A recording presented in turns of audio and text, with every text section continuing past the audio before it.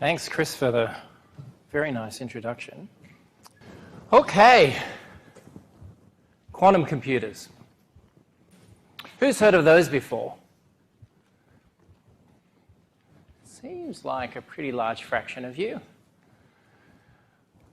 Anyone want to say right off the top of your head, I know it's early in the morning, it was probably a late night, you're probably still jet lagged. What's a quantum computer? They run off qubits instead of regular bits, so it can be a superposition of both 0 and 1. Fantastic. They run off qubits, not regular bits, and qubits can be in a superposition 0 and 1.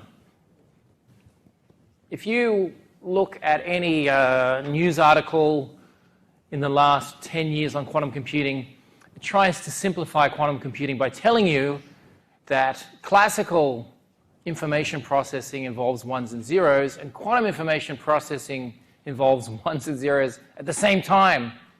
Like that somehow instantly makes it easy to understand. And then it sort of builds on that insanity and leaves you feeling at the end of it totally confused, at least me. What I want to do in this talk is a few things. One is I want to tell you about what's happening right here in Australia, what's happening in this building, what are some of the big challenges that we face in trying to make quantum computing a reality. But I also want to kind of get underneath the hype a little bit and answer that question, what is a quantum computer and how could it be that it is more powerful than the way in which we process information today with regular computers? What's the fundamental building block and how is it different? And what is the essence of quantum computing?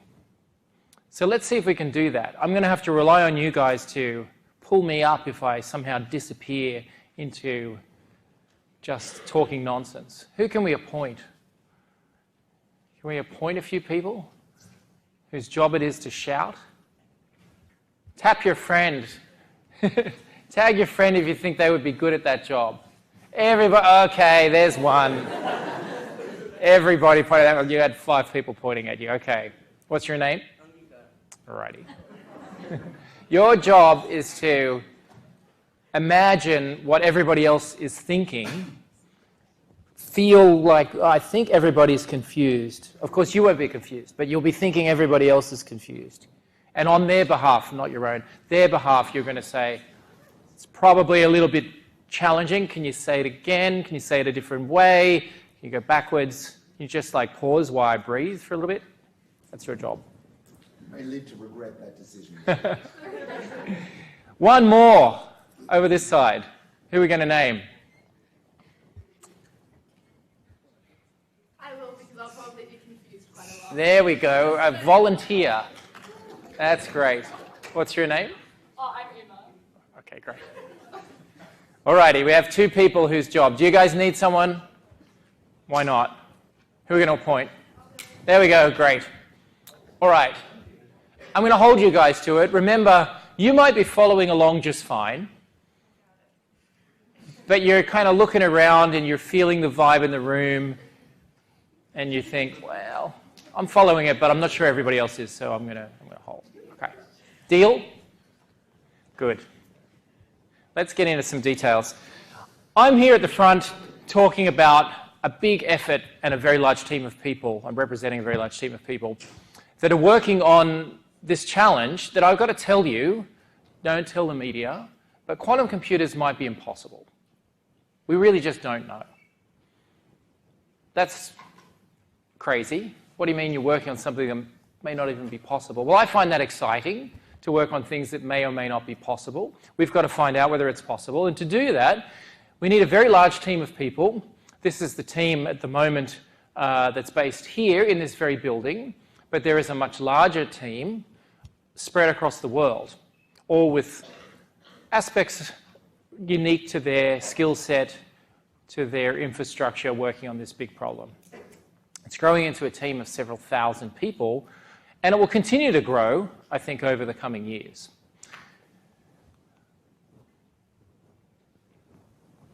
You can read the New York Times if you want some background. As Chris said in the beginning, a few years back, Microsoft announced that not only are they interested in quantum computing and have been working on it for a number of years, but are really pivoting to focus on building a quantum computer, not just any quantum computer, but a quantum computer that will be useful, one that may actually attack some of the most challenging problems that we as society faces. And that bit on the end, a useful quantum computer, rather than just a toy quantum computer, changes everything. It changes the way in which the computer has to work and the way in which we go about doing the research to be able to build a machine that's going to have an impact on real-world problems. You guys are interested in physics and science and engineering and quantum computing, but the vast majority of people go out onto the street are probably a little less interested in the details of how a quantum computer works, but they sure are interested in the problems it may solve. And I'll tell you a little bit about some of those and why we think that there is a lot of optimism around quantum computers attacking really big challenges.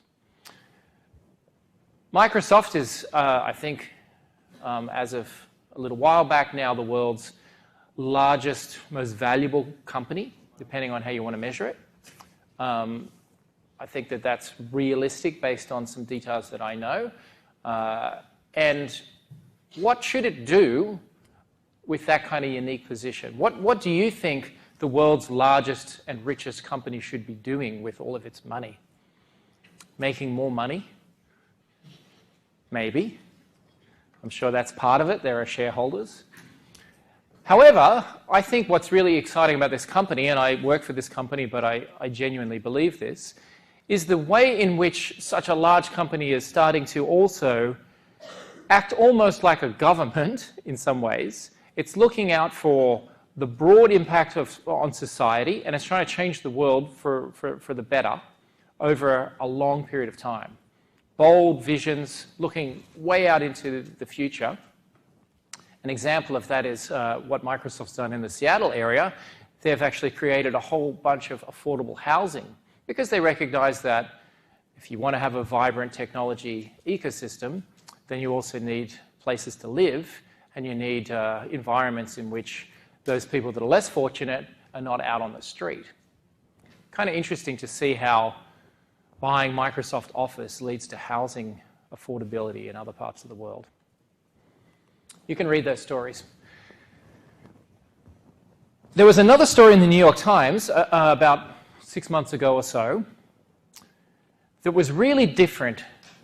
It wasn't a hype story about quantum computing and how it's going to change the world. It was a story about how it may not happen, not just because the physics is really hard, but because the number of people on the planet that understand enough to be able to contribute to the research is a very small number. It's kind of scary to think that the number of people who understand what a quantum computer is probably less than 1,000, with some level of depth of knowledge. And that the number of those that are actively working in the field and the number of those that are working broadly enough in the field to really be able to kind of pull something together ends up being actually more like 100 or less. That's scary if you want to build a technology that's going to totally change society. But if you're sitting in a seat here today and thinking about what your life looks like, what your careers look like, I think that that's really exciting. That's cause for optimism, because what that says is that if you move in this direction and understand how quantum mechanics can enable computation and are kind of across some of the technical detail of how that works, if that's the direction you want to go in as a career, you're going to be needed. You're going to have a job. You're going to be at the center of all of this activity as it unfolds over the coming years. It's not that it's a field that's totally maxed out. Sorry, no more room for new young people. Total opposite. Desperate for new people, desperate for people to invest their careers in this field. And I think that in doing so, you will be rewarded not just with the opportunity to impact this technology, but also in many of the other things that you'll learn. And I'll try and touch on some of those aspects in the coming days. The building you're in, I think you've probably heard already, is not an average building. It was opened just a few years ago. It's a facility that in many ways was crafted around the science that we're trying to do. We're trying to be able to manipulate single electrons, single photons, single atoms, not just move them around, but actually encode quantum information in the state of those nanoscale systems. Try doing that in a building that was built in the 1920s, in which the whole building is moving, in which the temperature is moving up and down and drifting around, where there's electromagnetic interference, vibration. Really challenging. That was a barrier for us a few years ago. The environment of the laboratory itself was a constraint. And that led to an opportunity to construct and design this building somewhat free of constraints. We're not retrofitting a lab into an existing building. We could really start from scratch and think very carefully about some of those environmental specifications. And that's accelerated our research in a number of areas, and it's made possible some of the experiments that I'm going to tell you about. In some ways, the building is an instrument. It's an extension of the experiment. It enables the experiment to happen. It also enabled a major partnership with industry, and I didn't write that number there. I'll leave that to Marcus Strom to write. I don't know where he gets these numbers from. Journalists, they write anything. Usually they do so carefully, but anyhow, what's interesting about this headline, I think, is not the number, and certainly not my name. I think it's this word over here.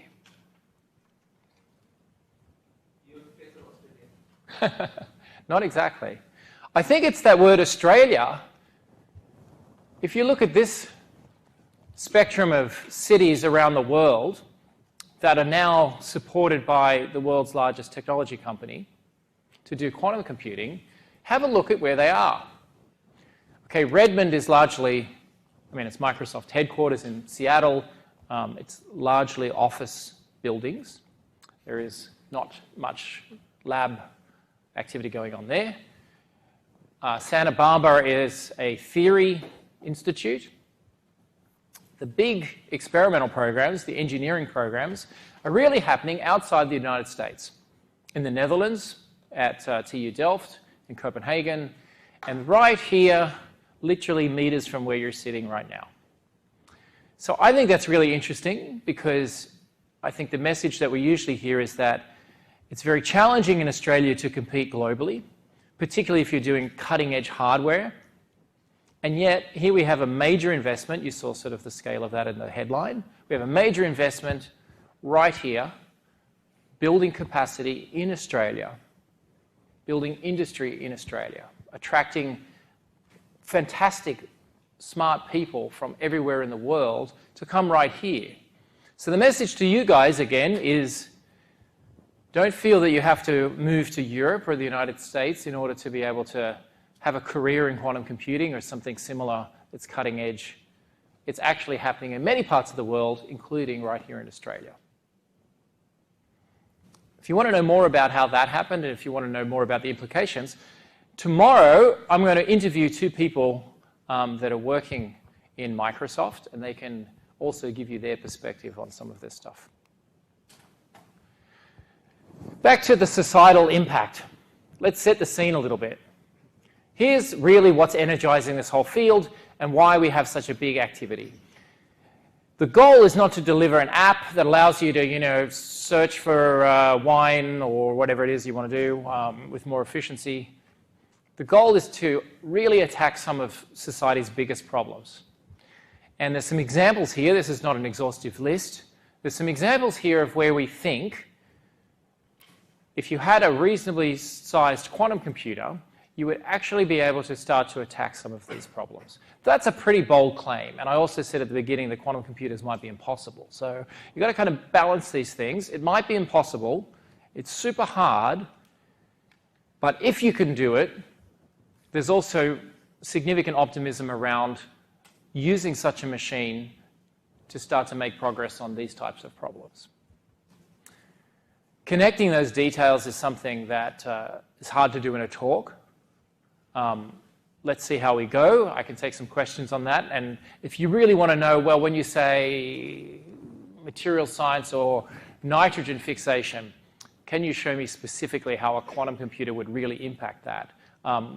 We can have that discussion. There's a lot of papers written on that in the academic literature. They're not just random claims about, challenges that the world faces. These are particular examples tied to a large body of literature connecting that problem to the unique capabilities of a quantum computer. But that's the perspective, that's the motivation. We want to attack really hard problems. How are we going to do it? Well, we have to build a machine, obviously, a computer of a kind. And I've used the word quantum a lot, and I've said quantum computing a lot, and many of you already have, I think, probably a very detailed understanding of what a quantum computer is. Let's just sort of peel back for a second, though, and imagine that you haven't heard anything about quantum computing. What I want to do in the next slides is see if I can get underneath it to the essence of why quantum physics is powerful for computing. Okay, so the guys that are being charged with shouting out, stop. What's that? Yeah, it's good, don't worry. But thanks. I know it's very tranquil. It's sort of clearing your mind for what's ahead. Okay, you guys you know what your job is. So let's move into the physics, and let's see if we can get to the essence of what's going on. When I was about 8, I can remember it really well, I was sort of fascinated with the idea that an opera singer could hit a particular note with their voice and shatter a wine glass. I'd heard that. I think I saw it in a cartoon or something like that. And for some reason, it interested me. The question was not, well, how is it that sound could, break a glass? The question that I was interested in is, what is it about the particular note that leads to that glass shattering? If you hit a different note, it doesn't shatter. You have to hit a particular note. Constructive interference leading to resonance. Exactly. Resonance. So sound travels as a wave. What does that mean? It means that there are squishing and stretching of pressure, the air molecules getting piled up and pulled apart. There are pressure waves, and sound is traveling as a wave of air pressure from the opera singer's vocal cords, eventually to the glass. And if the wavelength, that is the distance between those squashed and stretched bits, if that distance, the wavelength of sound, lines up with the size of the wine glass, then it starts to push the wine glass at the right time in space, that you end up with this resonance effect, just like pushing a swing, or I'm sure you've had the experience where you go up to a street sign and you can start to push it at the right frequency and it starts to really move. There's a natural frequency associated with the object, which of course is related to its geometry. Light also travels as a wave. It was James Clerk Maxwell in the 1850s that wrote down some equations, Maxwell's equations, describing oscillating electric fields and magnetic fields, oscillating out into space at the speed of light, exhibiting all of the kind of phenomena that we associate with wave physics, interference, diffraction, etc. Einstein, actually, he sort of refreshed a different perspective on light. It's a perspective that dated back to Newton some few hundred years before, that light, okay, it does behave like a wave under certain conditions, but it has an alter ego, a different side, where it behaves as a particle, as a clump, as a packet of energy, a quanta of energy. two sides to its personality. Sometimes a wave, sometimes a particle. That's already pretty confusing, the idea that something could be kind of both of these things. And we humans living in the macroscopic world have developed intuition about physics and about how objects should behave. And it's sort of mind-bending to think that something can behave like as if it's arriving as a particle, and also occasionally, depending on what experiment you do, look like it's an entity that's spread out in space like a wave. Nevertheless, light is, one way to say it is, it's neither a particle or a wave. It's something different altogether that we're not familiar with that can look like a wave or look like a particle in some ways. How about matter? The stuff that we're made out of, objects. Well, that really does feel that it's made of particles, made of molecules and atoms are made of protons and neutrons and electrons, and things that, are like tangible objects, balls or something like that. Certainly, when Einstein proposed the idea that light had this alter ego, wave-like and particle-like, the belief was, well, matter, though, that's made of particles, obviously. I'm not a wave. This guy, who has a very cool name, I think his parents are a little bit indecisive at birth. He was a PhD student in France around about 100 years ago, and he was not a very good student. This is a true story. He was at university for a number of years, and he would come in around lunchtime and take a nap, and then he would go home. He did this for quite a while, and eventually his supervisor said, Reilly, I think it might be time for you to write a thesis. This is the approach you use to get rid of students, by the way. You don't say, I'm going to kick you out. You say, it's time for you to write a thesis. And how your thesis ends up, that's a matter for you. And as the supervisor walked out of the room and closed the door, he said, oh, and by the way, your thesis is due in 2 weeks, and it will be examined by Einstein. Good luck. So imagine you're a Reilly, and you think, fantastic, I have nothing, and I've got to write a thesis in 2 weeks, and it's going to be examined by Einstein. Well, he was smart enough to realize if it's going to be examined by Einstein, then I should probably go and read what Einstein's been working on. And of course, Einstein had unified, in some ways, light in its particle and wave-like character. He'd recognized that light has both a wave-like and a particle-like aspect to it. So de Broglie thought, well, I'm going to speculate. I'm going to make a wild guess. I'm going to bank on nature being symmetric, and I'm just going to guess that matter, well, of course it's particle-like, but maybe it also has a wave-like character. There we go. Let me write that down. And I'll put some equations in there and capture it. But the point being, he really just made it up. Here's the thesis report from Einstein. One line. He's lifted a corner of the veil that shrouds the old one.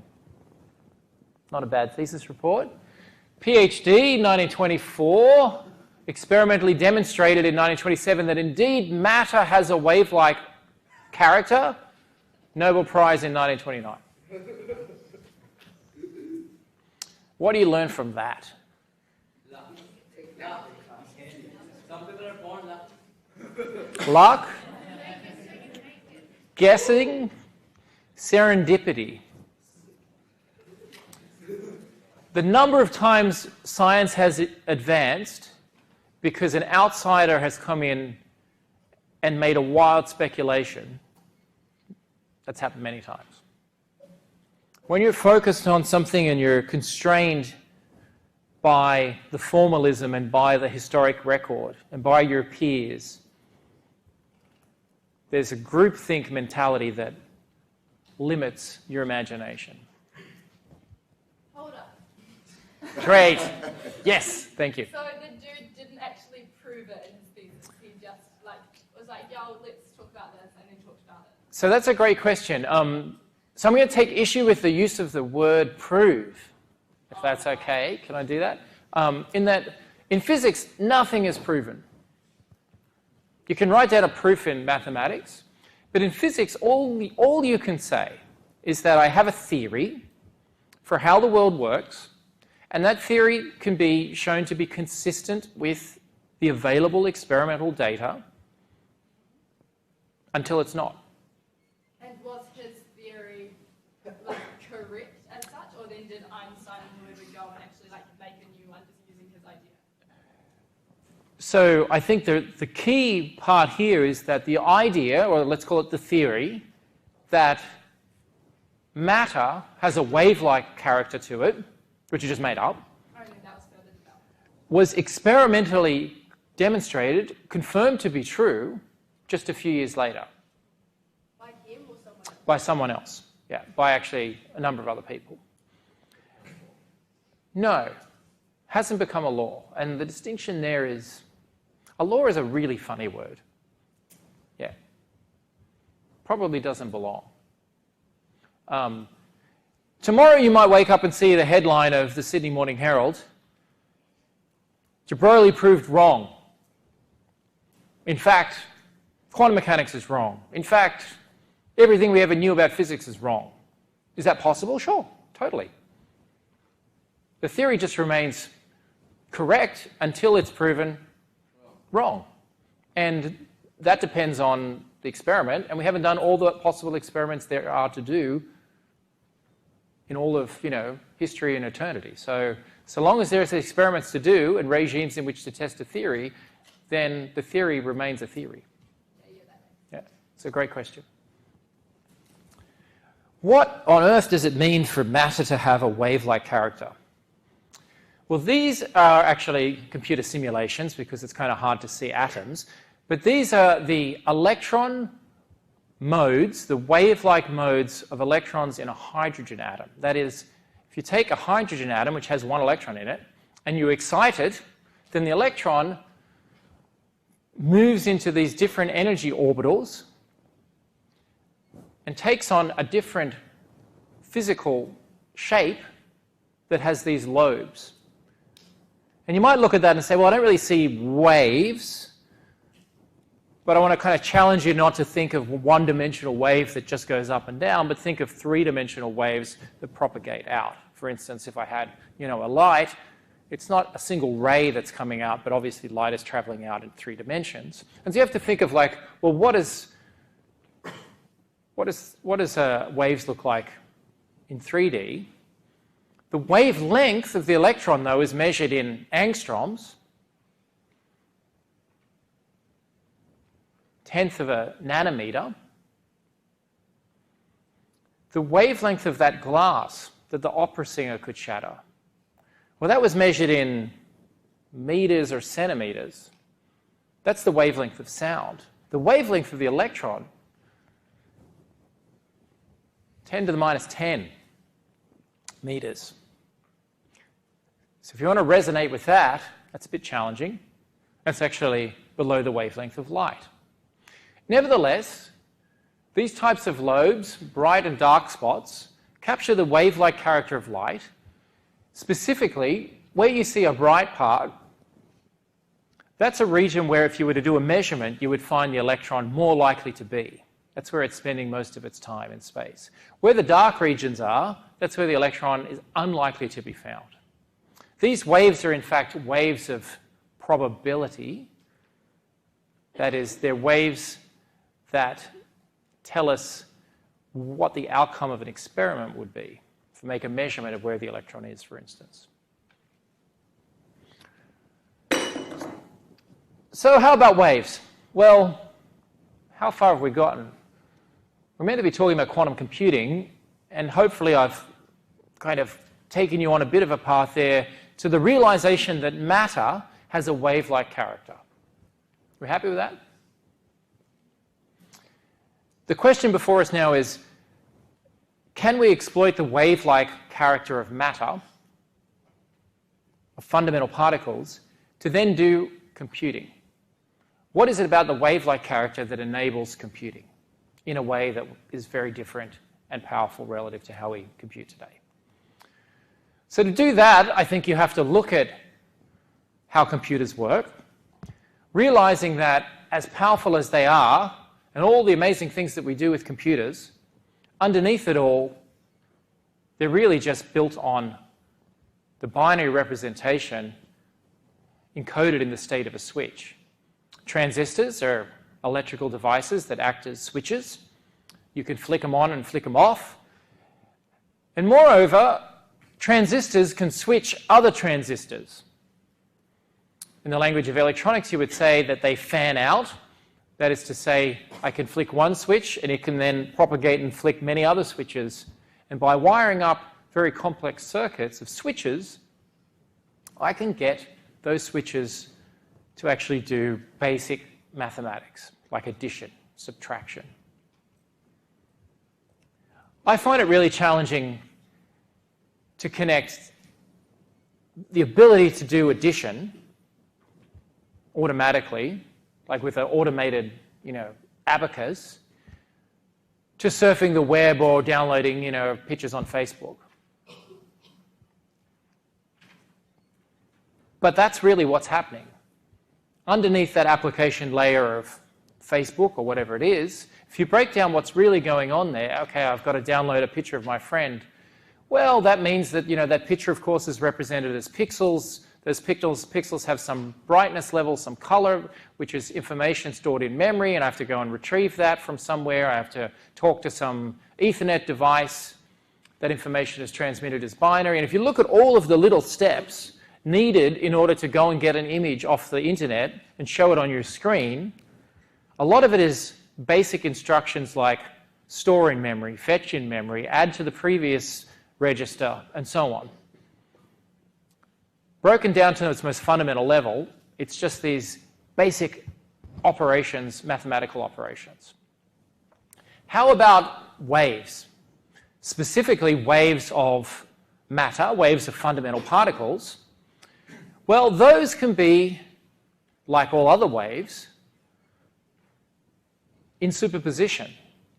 So let's take a look at superposition for a moment. It's probably a word and a concept that many of you are familiar with. Two states at the same time. Next time you read a news article on quantum computing that says qubits can represent 1 and 0 at the same time, and you think, that's a bit confusing, not really sure what that means. Just look at this example here. There's two waves. I'll go back. There's two waves. Doesn't want to go back.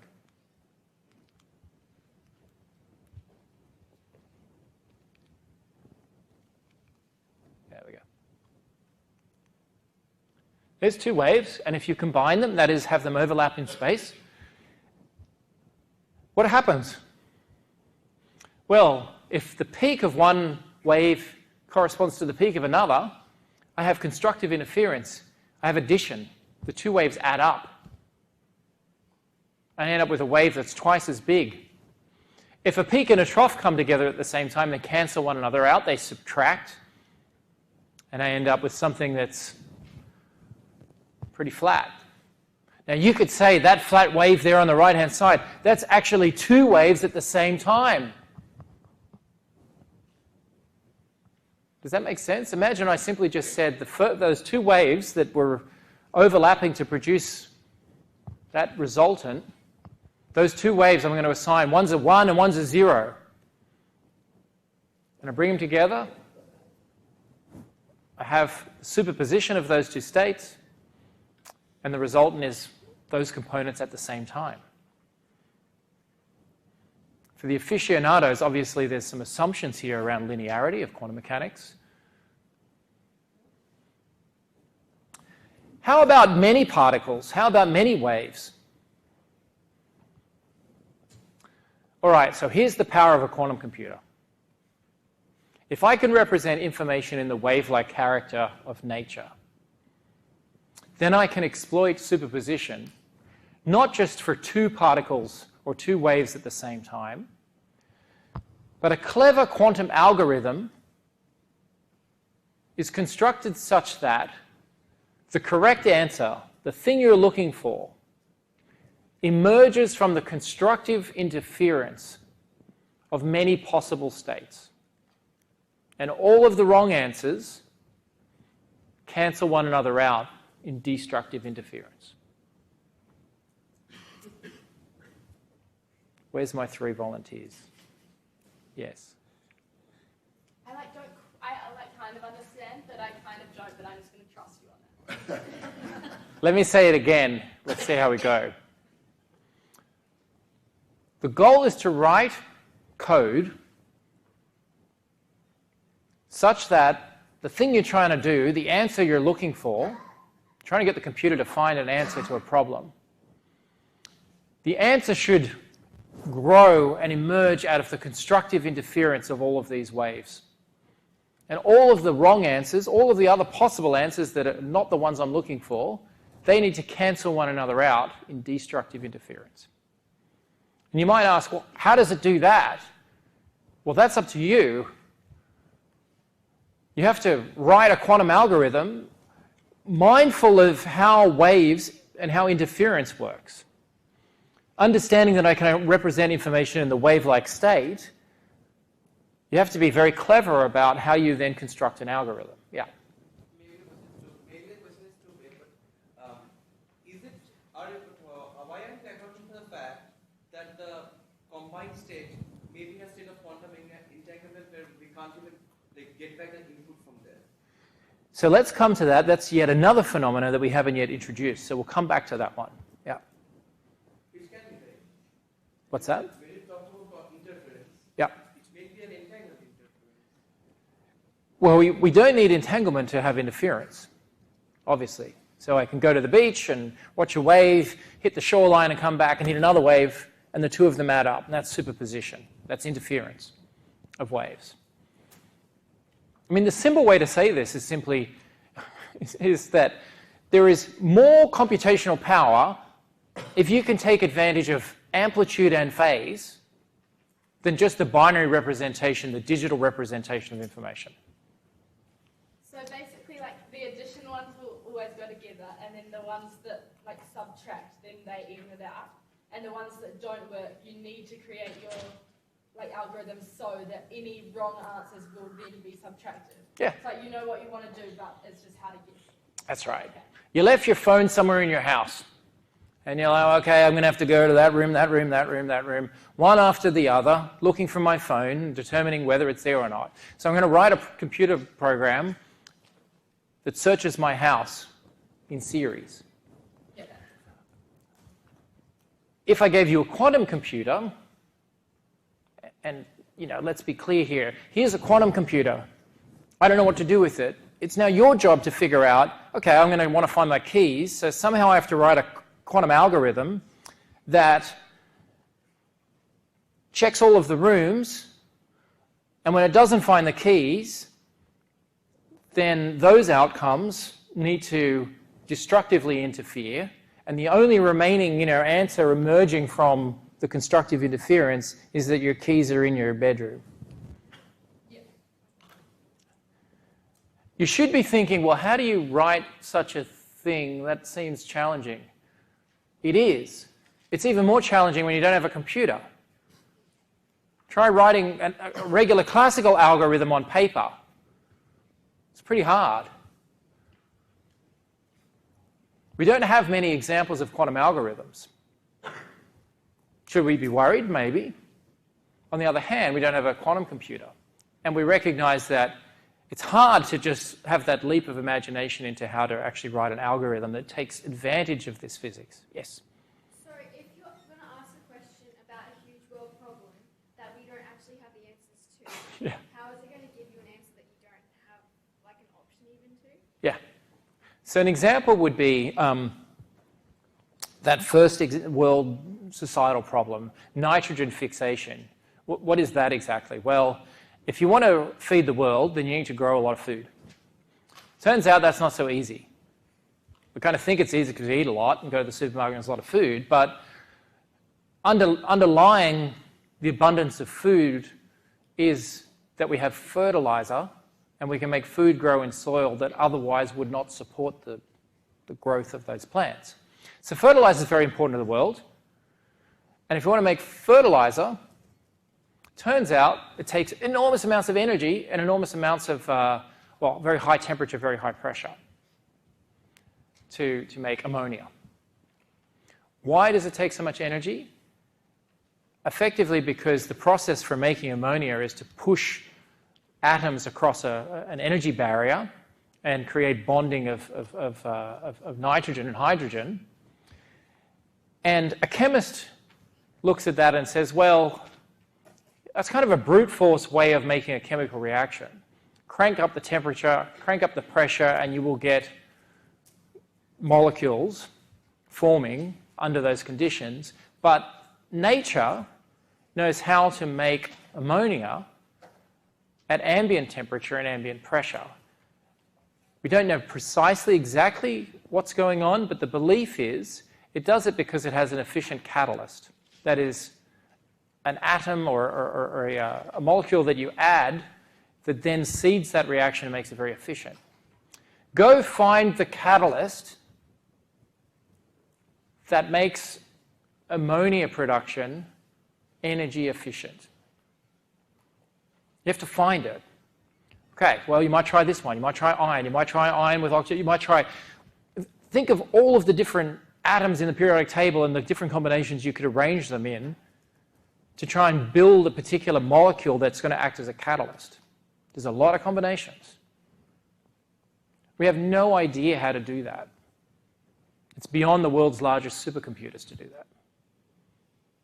But you can see that searching that space at the level of quantum chemistry maps very well onto the interference of electron orbitals and waves. In fact, it is the same problem, not just an analogy or a mapping. It is that problem.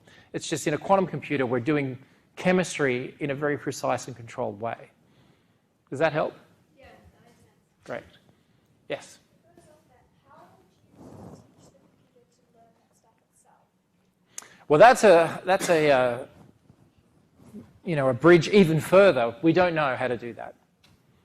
We don't know how machine learning carries over into the quantum domain. It's an active area of research as to how you might actually automate the process in some way. Does it have to be based on the majority of our knowledge we have already, and then it will problem solve using that knowledge we have? Yes, today, but I guess the hope is what you're alluding to, that a time will come where you can take the programmer out of it and let computers program computers. But we're struggling to do that with classical computers in a really meaningful way. So see where we get to over the coming years. Yeah. All right, one more, and then I'll move on. We'll loop back because there's more. How do you actually integrate the two aspects? I mean, there are waves that interfere and superimpose, and then there are classical computers that are working on bits. Yeah. How do you actually put those together? Great question. It's a great question for a number of reasons, because I think you anticipate the reality of what it takes to build a machine. It's not just a collection of wave functions. Somehow I have to talk to that thing and extract information from it and interface it with a classical world. A lot of the activity of the group here is addressing precisely that issue. How do you bring the quantum and classical worlds together? How do you control quantum systems at scale, not just an electron here and an electron there, but billions of quantum objects in a scaled-up machine? So I'll tell you some specifics around that in a little bit. So I think we've already said it. It's about resources. For certain types of problems, like finding an efficient catalyst for the Haber process, if you want to do that with regular switches, transistors or otherwise, you need a lot of them. For some types of problems, you need so many that even all the atoms in the world operating each as a switch is not enough. Some problems are just beyond the computing paradigm that we have. That is the digital classical paradigm. Quantum computing, for certain types of problems, not all problems, certain types of problems, is much more efficient in the resources that it requires.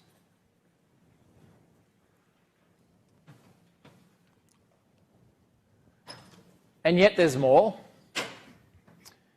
There was a question that mentioned the word entanglement.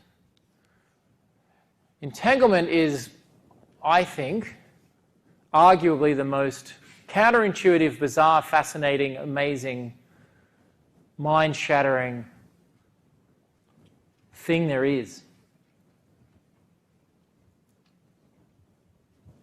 That's a bold claim. What is it? Well, that's also a hard question to answer. Entanglement, actually, the phenomena emerged out of Einstein's deep understanding of quantum mechanics. Einstein recognized that quantum mechanics as we have it, as we know it, suggests that objects, actually entangled objects, share information. And Einstein thought, this doesn't really seem physical. This doesn't seem like it lines up with our understanding of reality. And it was Einstein and others that used the phenomena of entanglement to suggest that quantum mechanics is incomplete. There must be more to the story, because if you take it as it is, it implies these very strange, what Einstein called spooky action at a distance. If you make a measurement of a quantum object over here, then it instantaneously affects the measurement outcomes of an object over there, even if those objects are separated by enormous distances on the other side of the galaxy. It's as if they share something between them. So Einstein suggested this phenomena as what was being implied by the theory of quantum mechanics. And he suggested that, well, that doesn't seem to line up with reality, so probably there's more to the story of quantum mechanics. Not that quantum mechanics is wrong, but it's just incomplete. There must be something else that prevents this type of bizarre, spooky action at a distance. In the 1980s, experiments were done, back to the question of proof and theory. Experiments were done that showed that reality, that is in an experiment, in fact, objects, quantum objects, can be entangled. Our theory of quantum mechanics seems, as far as we know, complete. We're not missing some extra thing here that then rules out entanglement. Entanglement emerges in an experiment. A lot of people then get confused and say, well, Einstein was wrong or something.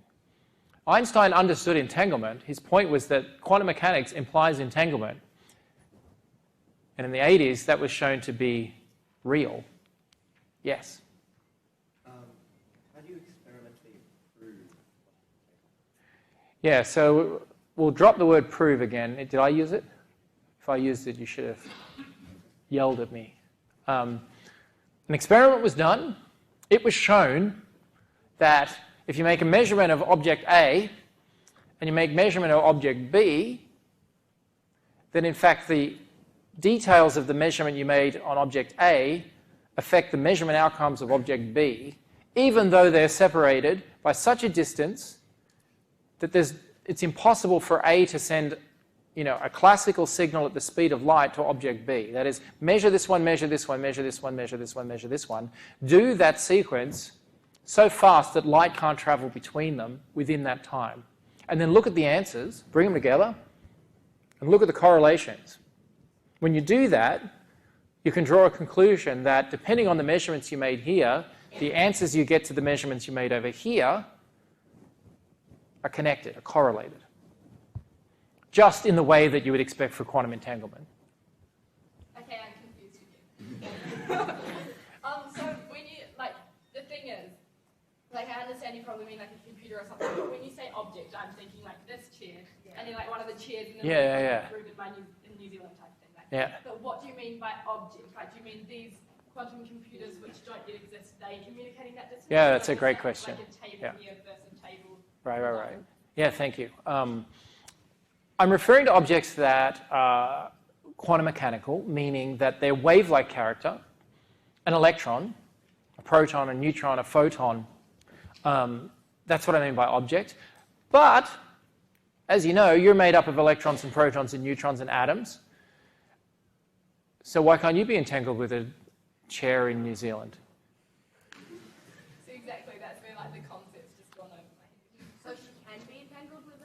Well, I mean, in principle, yes. And can anything be entangled with anything? I want to say yes, obviously with some details of what that really, we have to unpack exactly what it means, but yes. However, Or only when we do the measurements? always. You can go and do measurements and find that they're entangled. Now, hang on a second. We're starting to move in a direction now where, I don't know, someone's going to come in here and shut us down or something, carry me away. But to defend what I said, here's the challenge. We can do experiments on electrons and atoms and even macroscopic objects, that is, objects that you can see with your naked eye. You don't need a microscope, you can see the thing, and that thing, whatever it is, can be entangled with another thing. And you can do those experiments. That is, it's not just electrons and protons and neutrons, it's also larger scale objects have now been entangled. They're still pretty small. Okay. And then you might ask, well, why not people? The challenge is, as you start to scale up and make objects larger and heavier and more complex, they stop being quantum mechanical. They stop exhibiting that wave-like character. They start to become classical particle physics, the physics of Newton, not the physics of Einstein. When they become classical objects, no entanglement. Entanglement is a quantum mechanical phenomenon. To the extent that you can preserve the quantum mechanical behavior, there is nothing in principle stopping macroscopic objects like you in a chair being entangled. How do we preserve the quantum wave-like character? Good question. Open area of research. We have to actually prevent a quantum object from interacting with its classical environment and sharing information with its environment. And if you can do that, if you can isolate it enough, then you can keep its quantumness alive and you can entangle it with large objects. Yeah? What is information in the sense? Is it just, in classical sense, we talk about information as like on or off, and thus switching on or off another switch, a transistor. In quantum world, what do you mean information in that sense? Yeah, I mean, information is physical. So information is something that is captured by the state of an object. Is it a measurement? Very much related to the measurement outcome, but we're very dangerously close to tipping into philosophy around these aspects. It's a question here, then we can come back to some of that. Yeah. Talking about measurements, what do you actually measure? And how you keep talking kind of implies weight, but there's no possibility that you could change the weight of an object. Right. So a good example of a measurement would be if I took two photons and I measured their polarization. That is, you know, are they oscillating? Is the electric field moving up and down in this direction, or is it moving up and down in this direction? So there's a process for photons that spits out two photons that are entangled, in which one is polarized in one direction, the other is polarized in the opposite direction. And I can make a measurement then of that polarization angle, for instance. Another example would be the electron has a little bar magnet attached to it. It's spin, a north pole and a south pole. There's a magnet attached to an electron. If that magnet is pointing in one direction or the other, I could make a measurement of that. There are states of electrons, two electron systems in which the magnets point in opposite directions. And so if I separate them, I can make a measurement of this one's direction, its magnetization, relative to this one. So it's those types of things. What are the, you know, what's the spin of the electron? What's the polarization of the photon? You've got to measure both objects, and when you bring those measurements together, it's then when you look at them together that you say, that's interesting. When you measured that the electron spin was up, I measured that it was down. When you measured it down, I measured it was up. Pull apart those two lists of measurement outcomes. Throw away this one. If I just look at the first one, it just looks like a random string of outcomes. Sometimes up, sometimes down, up, down. It's a coin toss. Heads, heads, tails, heads, tails, heads, tails. Bring this one, look at it. It's tails, tails, heads, tails, tails. And then I bring them together, and I'm like, oh, well, that's heads, that's tails. And that one's tails, that one's heads. But only by looking at the correlation between the measurement outcomes do we recognize that they are entangled. David, Yes. just throwing a flag up on time. Yes. We have 15 minutes. Excellent. Before we're going to wind up. So, given that there have been questions and stuff in the audience, and there's a point that you're working towards, I'm guessing. Maybe. An endpoint, you never know. That's right. I'm just going to throw that one out there. We have about 15 minutes. Total. Yep. Great. What has entanglement got to do with computing? We're going to get back on track to computing. We've got superposition, that is the wave-like phenomena, wave-like character, and entanglement. Bring those together, and you can start to do very powerful things. Like what? Well, obviously we've been talking about quantum computing, but I kind of want to get beyond that. Computing is something that we can see today, but there's a message here underlying, I think, the connection between fundamental physics and technology. So to make the point, I think if you look back in history, look at the Industrial Revolution and the equations that capture thermodynamics, it's pretty interesting that our understanding of thermodynamics comes at a time as we're also building out steam engines. I'm not going to say that we needed the equations before you could make a steam engine, but as steam engines were emerging, people were trying to understand them, and in understanding them, they figured out how to make better steam engines. And this cycle between the fundamental theoretical constructs and the technology, we see that play out time and time again. Electromagnetism is a great example. Maxwell writes down these four equations describing electricity, magnetism, its unification as light. And a few decades later, we have the telegraph and radio and television and so on. Quantum mechanics, we're at the place where we can start to write down the equations of some totally bizarre, counterintuitive physics. And at the moment, 2019, we are yet to tap that physics, and we've only really talked about entanglement and superposition. Quantum measurement is another beast entirely. The idea that when you measure something, you influence it. Bring that new physics together, and over your lifetime, I think you're going to see new technologies emerge that are very different from the technologies that we have today. Where are we in quantum computing? We're writing down the theory. We're starting to test that theory by building nanoscale electronic devices. Some of that activity is happening right here in this building. We're doing experiments with those fundamental particles and electronic devices, testing out this theory, and trying to engineer those systems into more complex machines that can ultimately be used to process quantum information. But we're not there yet. It's early days. That's good news for you guys. That means that, again, if you want to find yourself in a career at the cutting edge of something that doesn't exist yet, to be part of that wave, then you're precisely at the right age. Computing's one bit. I think that you're going to see a lot of other technologies really transformed over the coming decades, whether it be sensing and imaging. I think that's probably a more near-term goal than computing.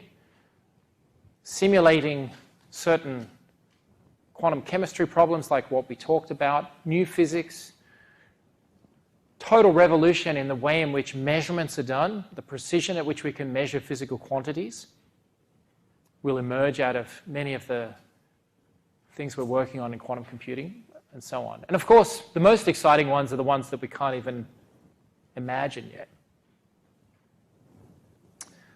Back to Microsoft. So we got through the deep physics, maybe lightly scathed, but we emerged. What does it take then to, I guess, harness that physics? That's the goal. We want to capture that physics and build out new technologies. How are we going to do that? Well, it's not sufficient to just do the physics. There was a great question about, well, how do you interface with quantum systems?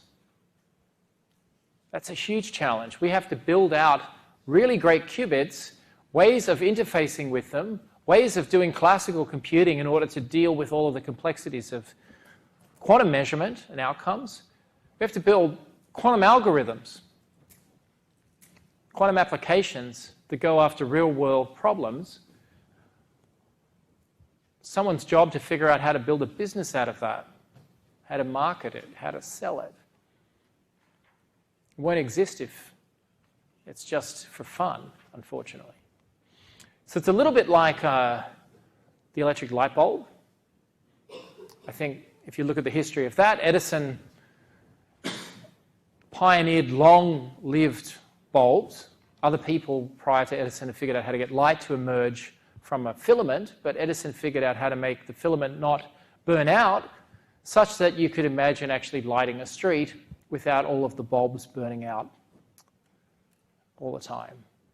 He didn't just do the light bulb, though. He anticipated long-lived light bulbs and, in parallel with their development, built out switches and sockets and wires and poles and generators and ways of measuring electricity consumption, ways of marketing it, started having conversations with the police force of Lower Manhattan about how crime would be impacted because the streets would be lit at night. All of those conversations were happening before I had the light bulb. In a similar way, that's the approach that we're taking. Microsoft is not trying to build better qubits.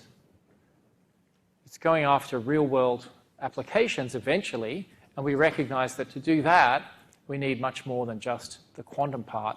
We need the rest of the stack. One important message. Back to what you read in the newspaper. There's a lot of hype. A lot of hype. Last thing I read, quantum computers are going to do your laundry for you. I wish. What are they good for? Well, we've given some examples. Do we really understand the full impact of quantum computing? Of course not. We haven't built anything as complex of a device yet to even understand what's possible, let alone what new applications emerge. So watch the fake news. Lots of different platforms around the world, different physical implementations. We talked before about quantum information being, say, the state of an electron spin or the polarization of a photon. There are many different physical systems, superconducting devices, devices that trap atomic ions or manipulate photons or spins. It's not clear yet what the right physical platform is for building a quantum computer. Very likely we haven't yet invented or discovered the best qubits, the ideal system in which to scale a quantum computer. Likely it'll be a hybrid of many of these different aspects. So I guess with that, I'm going to kind of put a line in the sand here. We're going to continue along this direction tomorrow for a little bit, and then we're going to have an interview with two fantastic, ambitious, bright people that power the research that's happening here in the building, who both work for Microsoft. And I'm going to interview them. I'm going to give you guys a chance to also ask them questions, not just about the physics and the science and the engineering, but about their personal story and how they ended up working for Microsoft doing quantum computing. How does your career look? How does it pave out from where you are right now, sitting in these seats, hearing about this stuff? How do you move along the road to actually doing it and being part of it, driving it, pioneering, leading it? There's nothing stopping that from happening. And I hope from tomorrow's interview, you'll see some examples of how that can happen. So how about I stop there and take any other questions in the remaining time? Thanks. All right. Thank you. Give it up for David.